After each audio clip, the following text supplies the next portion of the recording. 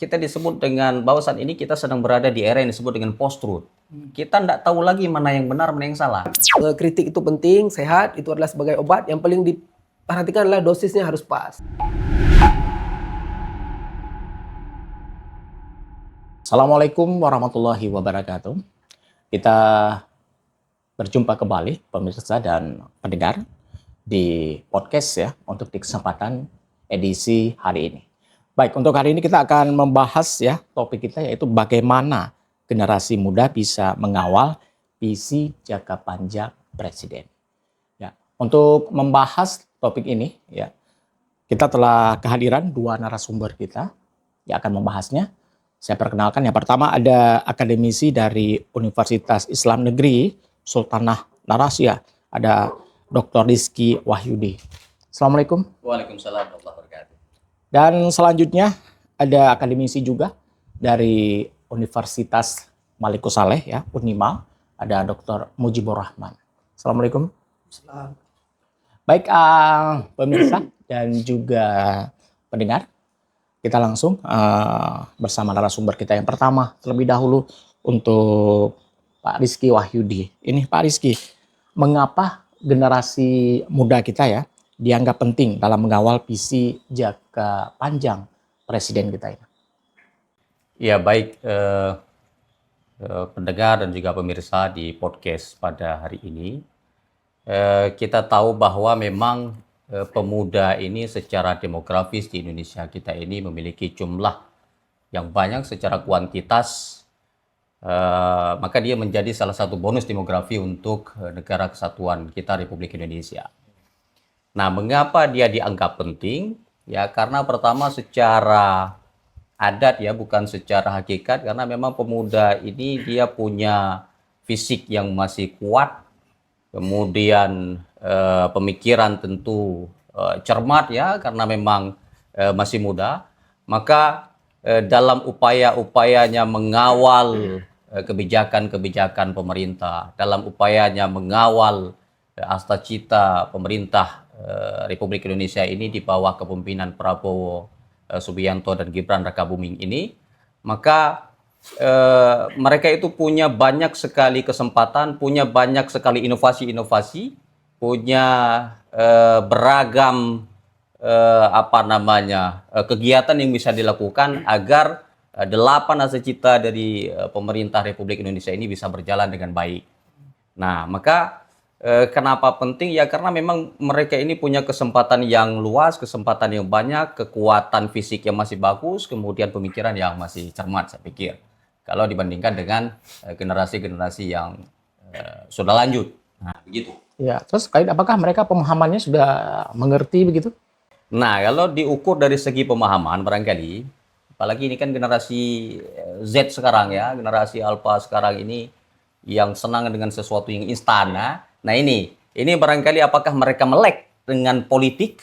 Nah, perlu kajian mendalam saya pikir. Dan tidak semua di antara mereka tidak melek dengan politik. Nah, kita lihat kemarin itu Presiden Prabowo juga merekrut ya anak-anak muda itu untuk bersama dengan pemerintah itu menciptakan inovasi-inovasi baru, bahkan startup pembangun ekonomi negara Republik Indonesia ini juga mereka dari anak-anak muda ini. Nah, artinya banyak program-program yang dilakukan oleh anak-anak muda kita sekarang ini mampu mendorong perekonomian Indonesia. Nah, begitu. Kita menuju ke Pak Mujibur Rahman. Ini kalau Pak Mujib bagaimana ini melihat generasi muda kita? Ya, sebagaimana disampaikan sama Pak Rizky tadi ya, itu diakui tidak diakui bahwa bonus demografi itu memang sudah di depan mata. Ya. Jadi jika ini tidak dikelola dengan baik, mungkin tidak menjadi bonus, justru menjadi ancaman, ancaman yang dari dalam yang akan menjadi bahaya jika tidak dimanage dengan baik. Maka jika pertanyaan ditanyakan mengapa kaula muda ini harus mengawal, sebenarnya yang harus dijawab itu mereka adalah pelanjut estafet dan program ini akan berdampak terhadap mereka untuk yang akan datang. Mau nggak mau itu harus diterima. Sehingga kaula muda ini mau tak mau itu harus dicerdaskan mereka supaya ikut mengawal dan terlibat dalam program Astacita yang disampaikan sama Pak Rizky tadi. Misalnya ya, saya melihat era digitalisasi sekarang seperti disebutkan tadi, generasi sekarang Pak Rizky, mereka itu sangat akrab dengan dunia digital. Jadi sebenarnya keterlibatan mereka itu memang secara otomatis itu kan masuk ke situ. Nah, sehingga tinggal didorong aja mereka itu mau aktif dan berinovatif terhadap program-program yang dilakukan oleh pemerintah dan ikut mengawal dan melaksanakan secara bersama. Nah, itu yang tidak bisa ditawar lagi, bahwa keberadaan mereka itu sangat banyak. Bahkan sering kita dengarkan jika anak-anak muda itu dengan usia produktif itu menjadi partai politik, maka mereka lah yang jadi pemenang pemilu. Berarti kan sangat menentukan kan. Nah, sehingga itu mungkin keberadaan mereka perlu kita dorong dan kita beri ruang supaya mereka terlibat sekaligus mengawasi dari dalam hal pelaksanaan yang terlibat. Iya. Nah, kira-kira ada nggak tantangan yang harus mereka hadapi gitu? Pasti seperti yang tadi, generasi muda itu kan generasi yang cemas sebenarnya, Pak. Jadi mereka itu tidak bisa kita tekan. Kalau ditekan kayak apa namanya itu strawberry. Dari luarnya bagus, dari dalamnya lembek. Nah, sehingga mungkin itu perlu diberikan treatment yang berbeda, bahwa secara psikologis mereka ini berbeda dengan yang generasi-generasi sebelum mereka. Nah, mungkin di treatment itu aja. Tapi dalam hal yang lain banyak juga yang positif. Untuk ekonomi kreatif saya kira untuk anak-anak muda itu sangat dominan, Pak. Untuk menjadi konten kreator dan seterusnya. Itu kan menjadi hal yang pendorong penting. Misalnya sekarang ya, salah satu di Asta Cita itu kalau kita lihat Pak Prabowo itu, saya perhatikan beliau itu sangat firm terhadap pangan. Pangan itu kan dilihat secara konvensional kan tidak menarik. Tapi jika diinovasikan itu menjadi sesuatu hal yang menarik, memberikan lipat ganda ekonomi yang baik, kemudian memberikan ekonomi yang bertumbuh untuk segala kalangan. MBG misalnya sekarang. Kalau memang kaula-kaula muda itu tidak dilibatkan, saya kira kan syiar dan pembagian informasi itu tidak begitu masif. Jadi dengan dilibatkan mereka sehingga informasi itu menjadi cepat sekali menjalar. Iya, nah baik. Pak Rizky, kalau ingin menambahkan terkait tantangan tadi para generasi muda kita baik, saya kira menambahkan apa yang disampaikan oleh Pak Dr. Mujib tadi ya. Sebenarnya negara ini juga sudah mengikut sertakan pemuda. Tadi program MBG itu ada kemarin itu perekrutan SPPG ya. Semua itu direkrut dari fresh graduate. Anak-anak muda kita yang terlibat di sana.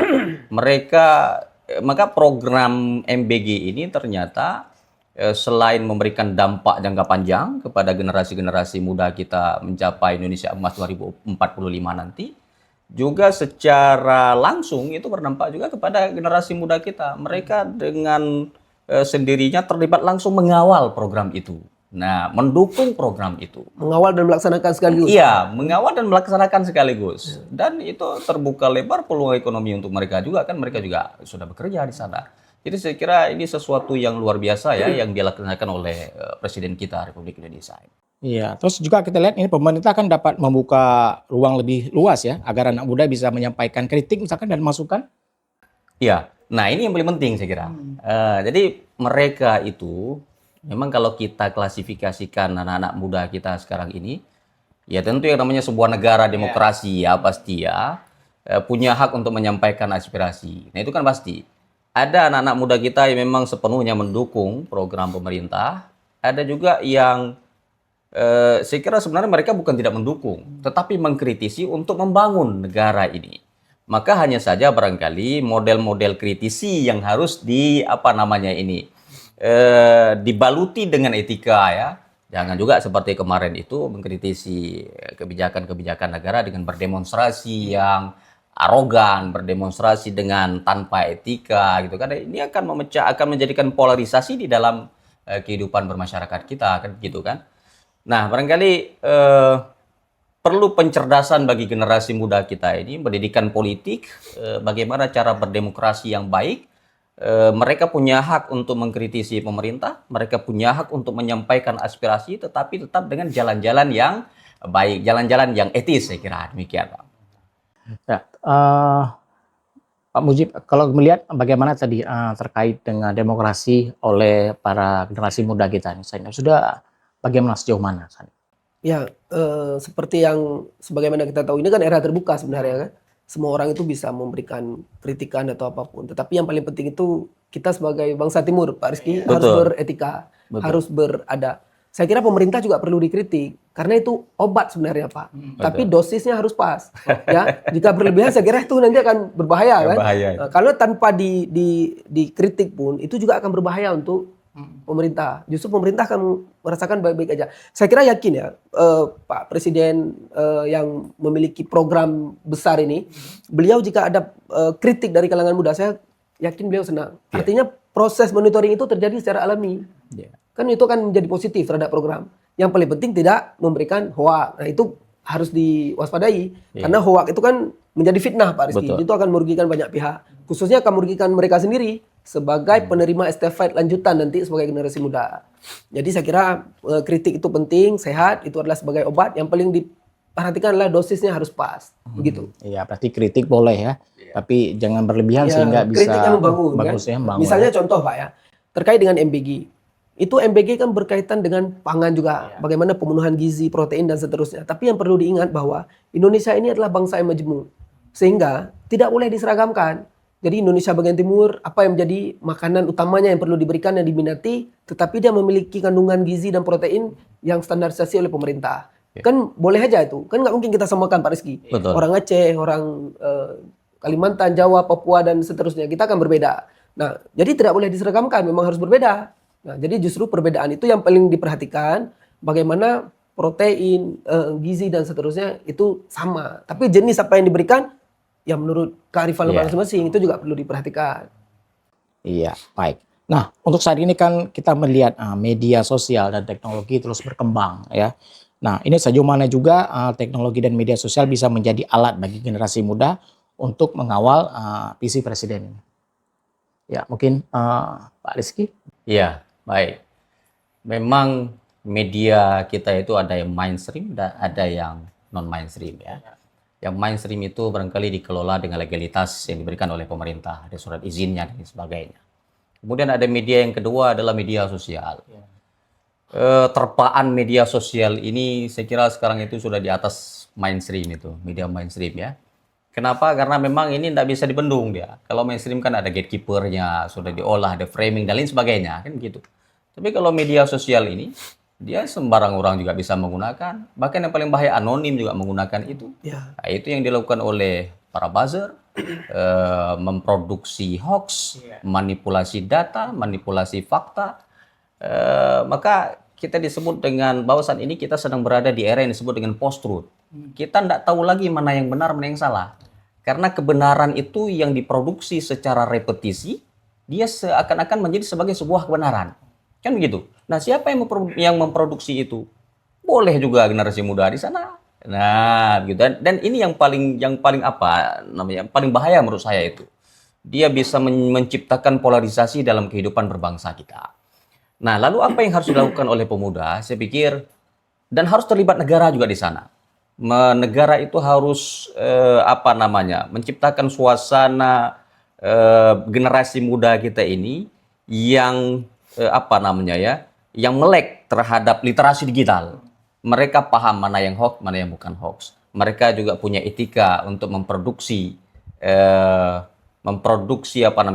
konten-konten yang memang mendukung pemerintah atau konten-konten yang memang untuk membangun, bukan untuk menjatuhkan, merendahkan pihak-pihak tertentu. Saya kira demikian. Ya, terus juga terkait hoax tadi banyak informasi di media sosial ya. Ini kita melihat juga anak muda kita begitu gampang untuk percaya juga gitu. Ya, itulah karena literasi digital. Literasi kurang ya. Ya, di literasi digital mereka itu kurang. Saya kira bukan anak muda saja. Penelitian menyebutkan itu yang terpapar hoax itu bukan hanya generasi muda, yang bergelar doktor saja, profesor juga terpapar hoax itu. Ya, karena itu tadi kita berada di era post-truth ini. Era yang kita sebenarnya tidak tahu lagi mana yang benar, mana yang salah.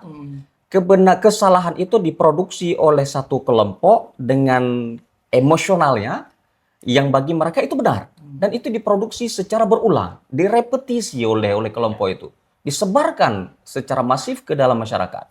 Maka seakan-akan itu yang benar, padahal itu yang salah. Nah itu yang bahaya. Maka literasi digital itu sangat penting bagi generasi muda kita. Iya, baik. Pak Mujiraman, bagaimana melihat terkait peran pemuda kita di era digital juga tadi? Ya, justru memang mereka adalah generasi yang lahir beriring dengan lahirnya dunia digital. Jadi mereka itu seusia kan. Nah, saya kira RRI yang seperti program podcast seperti ini kan menjadi role model. Betul. Menjadi contoh untuk yang lain bagaimana menggunakan media itu untuk mencerdaskan publik.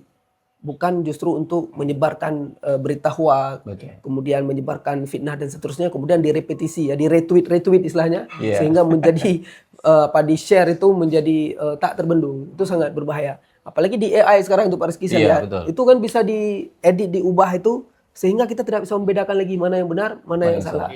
Saya kira kalau untuk masalah kecepatan, anak muda sekarang itu sangat cepat dalam hal untuk mengupdate berita dan men-share-nya. Tapi untuk ketepatannya belum tentu. Betul. Kan? Karena mereka tidak memiliki gatekeeper tadi, tidak bisa difilter kan.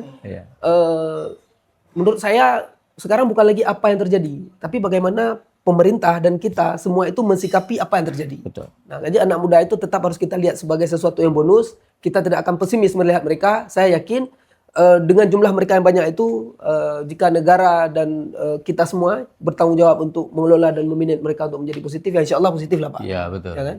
Jadi kalau memang kita pesimis, itu juga akan sangat berbahaya. Jadi seperti orang yang mengatakan, orang yang optimis itu dia akan membuat pesawat. Tapi orang-orang yang pesimis itu kan selalu membuat parasut ya. Karena dia akan berpikir bagaimana pesawat jatuh. Jadi juga kita melihat juga seperti itu. Jadi kita tetap pesimis bahwa kaula muda ini jika dimanage dengan baik, mereka juga akan bertumbuh kembang menjadi hal yang positif. Baik itu secara ekonomi dan peradaban lah secara umum. Iya. Terlebih juga mereka ini adalah sebagai harapan ya untuk di generasi yang akan datang. Betul. Baik, nah ini kita melihat agar bagaimana cara untuk mendorong ya generasi muda agar tidak hanya kritis, tetapi juga ikut berkontribusi melalui inovasi ataupun karya misalkan. Pak Mujib? Yang pertama beri ruang mereka seluas-luasnya. Jadi ketika orang sudah kita beri ruang, dia juga akan tahu bahwa ketika ada obstacle itu memerlukan solusi. Kritik itu perlu, tapi bagaimana kita bisa menawarkan solusi. Nah, cara yang paling penting itu ya kita libatkan mereka. Kita berikan ruang untuk kaula muda itu di semua komponen, Pak. Termasuk MBG yang disampaikan oleh Pak Rizky tadi. Saya kira itu positif. Mereka akan berpikir bagaimana. Mereka gampang sekali nih, hanya menyediakan makanan dan seterusnya. Ketika dia masuk ke dalam, nah di situ dia langsung akan mismanagement. Nah, bagaimana kita harus mendistribusikan tepat waktu, tepat sasaran, sesuai dengan standar yang diberikan oleh pemerintah. Itu kan tidak gampang. Betul. Tapi dengan mereka terlibat ke dalam, mereka bisa memberikan pencerdasan untuk yang lain. Bahwa untuk melaksanakan sebuah visi dan misi itu tidak mudah. Jadi membutuhkan konsentrasi yang tinggi, membutuhkan disiplin yang kuat. Nah, itu menjadi bahagian pencerdasan untuk mereka jika mereka dilibatkan ke dalam. Saya kira sekarang sudah dilibatkan Pak Rizky. Betul. MBG dilibatkan. Program-program kebudayaan itu saya lihat sekarang juga banyak anak-anak muda yang bisa menjadi content creator, kemudian mencari informasi di daerah pelosok yang dulu tidak terdengar suara mereka sekarang menjadi terdengar. Betul. Oleh anak-anak muda tadi. Jadi kan saya kira itu positif jika mereka kita berikan ruang untuk terlibat. Berarti mereka terus harus berkarya juga ya? Ya. Baik. Kita menuju Pak Rizky mungkin ada yang ingin disampaikan? Menyambung ya apa yang disampaikan oleh Pak Mujib tadi bahwa negara sebenarnya sudah memberikan ruang itu seluas-luasnya kepada generasi muda kita. Nah, pertanyaannya apakah semua generasi muda kita memanfaatkan itu dengan baik? Ya. Nah, itu kan pertanyaan yang apa namanya membutuhkan jawaban ya. Saya pikir anak-anak muda kita itu yang memanfaatkan peluang yang diberikan negara ini dengan baik, secara personal itu akan berdampak untuk mereka sendiri dan tentu memberikan dampak yang sangat luas untuk negara. Artinya dan ini termasuk salah satu cita Presiden Prabowo ya, di membangun SDM masyarakat Indonesia. Nah, ketika negara memberikan ruang itu kepada generasi muda dan generasi muda memanfaatkan dengan baik, maka tentu asas cita ini dapat terimplementasi dengan baik. Saya kira begitu. Iya. Baik pemirsa dan juga pendengar yang masih bersama kami di podcast ya. Nah, kita kembali masih ke Pak Rizky. Nah, tentunya Pak Rizky, Anda mungkin punya rekomendasi ya agar pemuda bisa bersinergi dengan pemerintah. Nah, dalam mewujudkan visi jangka panjang dapat berjalan lebih efektif ini. Ya, saya kira begini. Tadi sebagaimana sudah disampaikan di awal itu bahwa bonus demografi pemuda negara kita Indonesia ini luar biasa ya. Maka kesempatan masih muda ini dengan fisik yang masih bagus, kemudian pikiran yang masih cerdas, ya pemuda ini harus memanfaatkan kesempatan ini ya untuk ikut serta dengan pemerintah, mendukung semua program pemerintah. Dan jangan lupa juga Ya, mendukung itu bukan berarti tidak boleh mengkritik. Ya, mengkritik tetap, tetapi tetap dengan mengindahkan etika kritikan. Jadi tetap mendukung pemerintah dan juga mengkritik pemerintah sebagai bagian daripada mewujudkan cita Presiden Republik Indonesia. Ya, Pak Mujib, ini untuk bisa sinergi antara pemuda dan juga pemerintah. Ya, seperti yang saya sampaikan tadi bahwa memberi ruang, tetapi sinergi itu memang juga sesuatu yang tidak boleh tidak, harus dilakukan. Kolaborasi itu kan menjadi kunci bagaimana pencapaian visi itu bisa dicapai dengan mudah. Jadi itu kan kaula muda itu memiliki hal yang positif sebenarnya. Cuman yang paling penting, yang generasi boleh dikatakan generasi tua dan seterusnya harus percaya, memberikan trust pada mereka dan dilibatkan. Dan biasanya jika sudah dikombiningkan, itu akan menjadi kekuatan penting. Saya pernah mendengar itu dulu ketika saya masih kuliah S1 itu dari guru saya almarhum Pak Arsdi Sufi. Beliau sering mengatakan, coba Anda lihat bagaimana kolaborasi yang tua dengan muda itu. Beliau sering mencontohkan ketika masa pergerakan nasional dan seterusnya. Tetapi ada contoh penting yang beliau sampaikan secara filosofi. Orang Aceh itu suka membuat sayur-sayuran yang dari rebung itu Pak Rizky. Betul. Rebung dari rebung bambu. Nah, tetapi dia baru enak ketika dilibatkan dengan kelapa yang tua itu yang diambilkan santan sehingga menjadi sesuatu yang enak ketika itu dikombiningkan. Betul. Saya kira apa yang beliau sampaikan itu sebuah filosofi penting bahwa kolaborasi itu sesuatu hal yang mutlak harus dilakukan. Iya. Baik, yang terakhir mungkin Pak Mujib ini terkait dengan topik pembahasan kita ya, generasi muda bisa mengawal visi jangka panjang Presiden. Kira-kira apa yang bisa kita sampaikan untuk generasi muda kita? Generasi muda itu tidak boleh apatis. Generasi muda harus meningkatkan literasinya. Semua aspek, khususnya digital sekarang. Kemudian harus kawal dan ikut melakukan program pemerintah. Karena mereka adalah miniatur terkecil sekarang untuk melihat bagaimana bangsa Indonesia ke depan. Jadi mereka adalah cerminan ke depan. Jika mereka abai terhadap ini, maka merekalah yang akan bertanggung jawab untuk yang akan datang. Saya kira begitu. Iya, baik. Pak Rizky, ini yang terakhir. Saya kira pemuda ini harus melek politik ya. Nah, jangan tidak senang politik. Karena kita tahu bahwa pemuda ini kadang-kadang tidak senang dia politik. Dia senangnya hiburan, senangnya konten-konten kreatornya, konten-kontennya pun ya yang berkaitan dengan mereka saja. Mereka enggak apa lagi, seakan-akan ini jauh dengan negara ini. Jadi saya pikir pemuda ini harus terlibat langsung ya dengan kondisi negara itu. Mereka memperhatikan, mengomentari. Nah, tentu dengan etika-etika yang bagus ya. Artinya saya ingin sampaikan bahwa pemuda enggak boleh enggak paham politik. Ya, jadi bagaimana cara mereka harus paham politik? Ya tentu literasi politik. Nah, literasi digital dan lain sebagainya. Karena dengan mereka paham politik, otomatis mereka akan terlibat langsung dengan usaha-usaha negara membangun bangsa ini. Iya, mungkin itu yang bisa dilakukan oleh para generasi muda kita ya. Baik pemirsa dan juga pendengar, demikian ya untuk di podcast kita edisi hari ini. Dan terima kasih saya ucapkan untuk akademisi kita ini. Ada 2 orang akademisi tadi yang telah memberi pandangannya. Ada Dr. Rizky Wahyudi ya dari Universitas Islam Negeri Sultanah Narasyah. Dan juga terima kasih Pak Mujibur Rahman ya selaku juga akademisi dari Universitas Malikus Saleh Unima.